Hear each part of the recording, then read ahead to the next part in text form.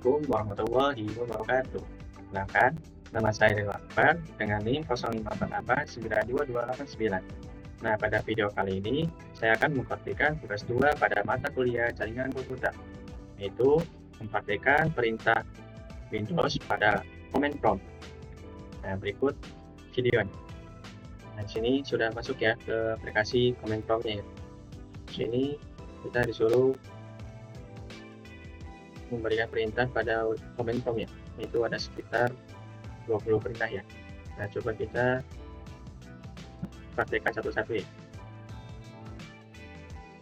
Yang pertama ada cd ya, yaitu change directory, berfungsi untuk berpindah dari satu directory ke directory lainnya di dalam sistem bekas melalui baris perintah ya. Nah, coba kita contohkan cd. Nah, kan sebelumnya user garis miring admin ya, kita coba pindahkan ya.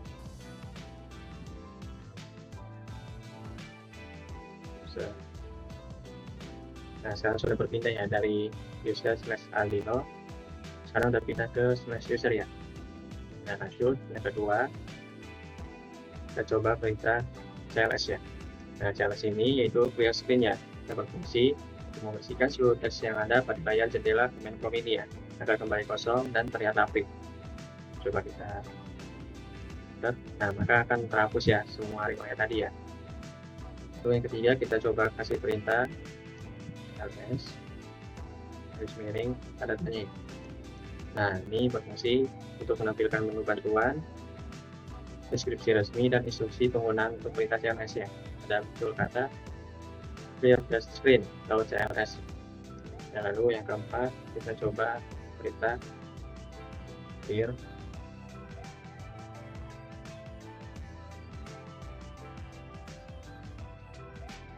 garis miring tanda tanya.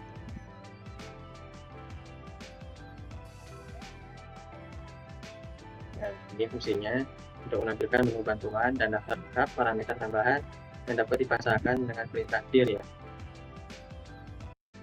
Coba kita contoh clear slash project. Nah, akan memunculkan display for each here ya, akan muncul perintah hasilnya ya. Seperti itu. Lanjut kelima, kita coba kasih perintah ipconfig ya. Nah, sini ipconfig berfungsi untuk menampilkan informasi konfigurasi dasar jaringan pada komputer seperti IP versi 4 atau IP versi 6, subnet mask, dan default gateway yang sedang digunakan ya. Di sini karena ada ya IP versi 6, ada IP versi 4, subnet mask, dan default gateway-nya. Gitu. Lalu yang ke-6, kita coba kasih perintah ipconfig all ya. Nah, ini berfungsi untuk menampilkan informasi konfigurasi jaringan secara menyeluruh ya, termasuk alamat PC kartu jaringan atau MAC address, terus juga ada DHCP server, dan juga ada DNS-nya ya. Nah, ini ada DNS servernya, DNS Google ya. Lalu ada MAC address-nya ya, dan juga ada DHCP servernya ini. Oke. Lanjut, kita masuk ke nomor 7.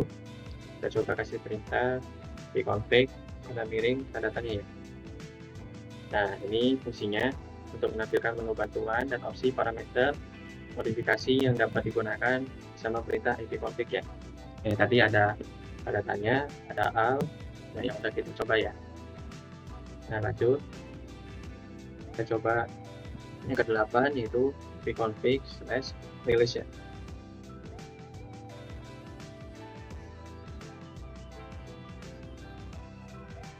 Nah, ini fungsinya untuk melepaskan atau menghapuskan alamat IP yang saat ini diperoleh dari router atau DHCP server ya, sehingga koneksi jaringan terputus sementara. Nah, sini saya untuk ini sudah tidak bisa dapat IP lagi ya, tidak ada gateway-nya, dan IP-nya juga tidak ada ya. Nah, lanjut yang ke-9, kita coba kasih perintah ipconfig / renew. Nah, ini fungsinya untuk meminta memperbarui atau mengambil alamat IP baru dari router atau DHCP server setelah dilepaskan ya. Yang tadi sebelumnya saya tidak dapat koneksi, sekarang Sudah dapat ya, tapi masih menunggu.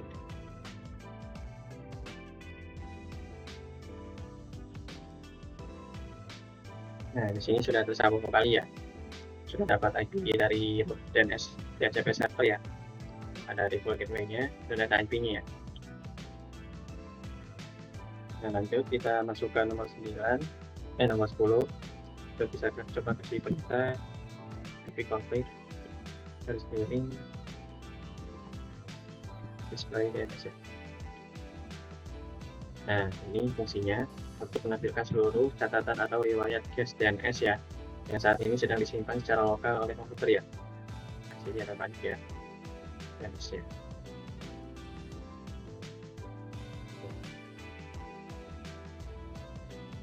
Nah, lanjut kita masuk ke nomor 11 dan coba kasih perintah ipconfig garis miring terus DNS ya. Sorry.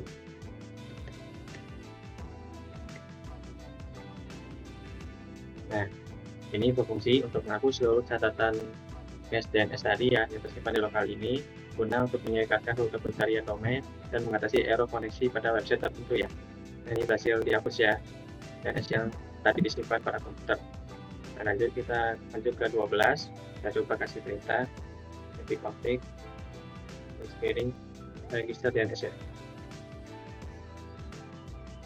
Nah, di sini perintahnya berfungsi untuk mendaftarkan atau memperbarui nama komputer, hostname, dan alamat IP secara manual ya ke server DNS dan lokal tanpa perlu melakukan tester ya. Dan ini sudah memperbarui nama komputernya. Nah, lanjut kita masuk ke 13 dan coba kasih perintah ping ya. Nah, ping ini berfungsi untuk menguji konektivitas antar perangkat dan mengecek apakah komputer sudah terhubung dengan host, server, atau situs web tertentu di dalam jaringannya. Coba kita ping Google ya. Google.com.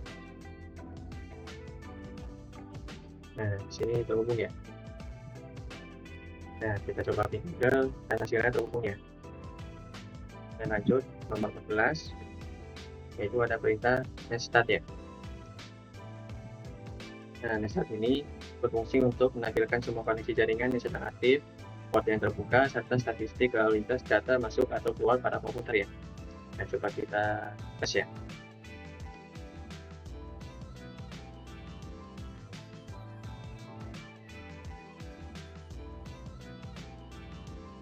Nah, di sini muncul ya semua riwayat seluruh koneksi jaringan ya yang sedang masuk ataupun yang sedang keluar ya.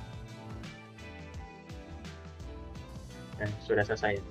Lalu kita coba ke nomor 15 ya. Nomor sini ada tracker ya. Oke.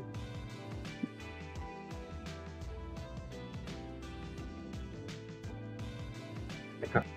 Nah, tracker ini berfungsi untuk melacak dan menampilkan rute perjalanan paket data termasuk setiap komputer atau router ya yang dilewati dari komputer lokal menuju server tujuan di internet ya. Coba kita praktekin. Kita coba tracker Google ya. Google.com. Coba kita tes.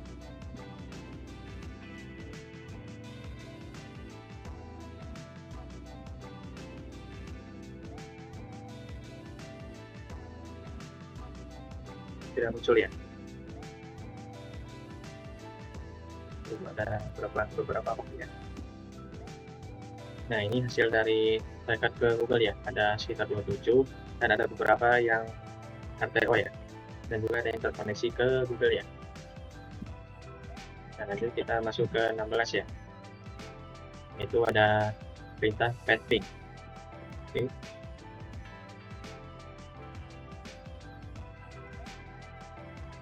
Nah, ping ini fungsinya untuk melacak rute perjalanan data sekaligus menghitung persentase kehilangan data atau packet loss pada setiap titik lompatan untuk mendiagnosis lokasi spesifik kerusakan jaringan ya. Nah, coba kita fetch ping Google ya. Nah,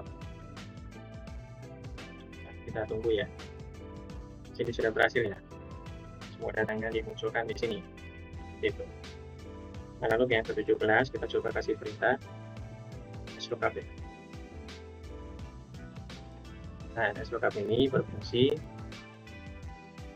sebagai mencari tahu ya alamat IP dari sebuah nama domain website ya, atau sebaliknya. Nah, fungsinya untuk memeriksa fungsionalitas dari server DNS ya. Nah, coba kita panggil IP Google lagi ya.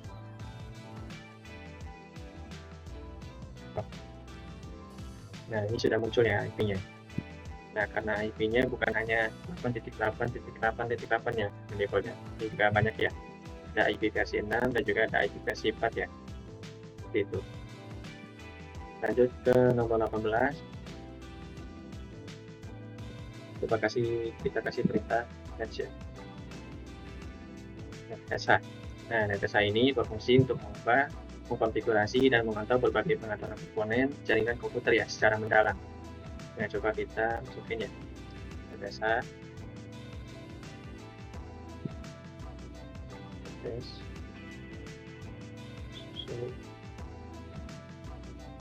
Netsh ya.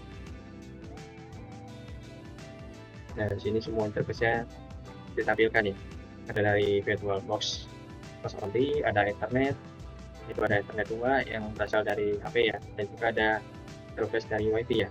Dan yang connect hanya VirtualBox dan juga Ethernet 2 ya, itu hotspot dari HP melalui kabel. Seperti itu. Lanjut kita ke perintah 19, itu ada perintah root ya.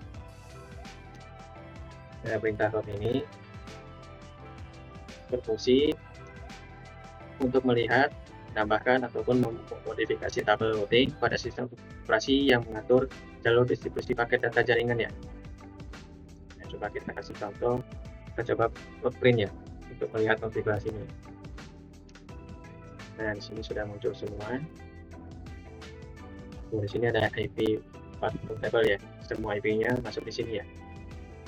Lalu ada IP versi 6-nya. Juga ada interface listnya ya, jadi semua ditampilkan di sini ya. Seperti itu.